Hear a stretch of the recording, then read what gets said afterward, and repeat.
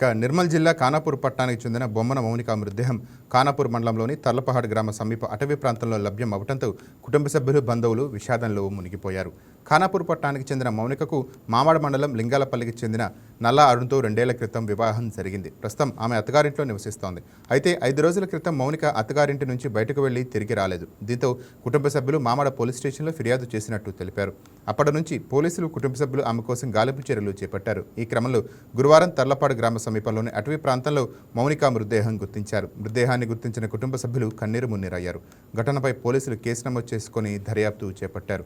మౌనిక మృతి వెనుక గల కారణాలపై విచారణ కొనసాగుతోంది. మౌనిక అనే అమ్మాయి వయసు 28 సంవత్సరాలు, ఖానాపూర్ శాంతినగరు. ఈమెని 1.5 ఇయర్ క్రితము లింగంపల్లి గ్రామానికి చెందిన అరుణ్ కుమార్ అనే అతనికి వివాహం చేయడం జరిగింది.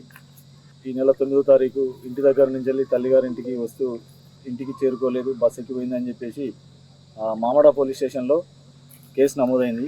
ఈరోజు ఆమె dead body Khanapur police station పరిధి తర్లపాడు అటవీ ప్రాంతంలో లభ్యమైంది. ఇది అనుమానాస్పదంగా ఉన్నది.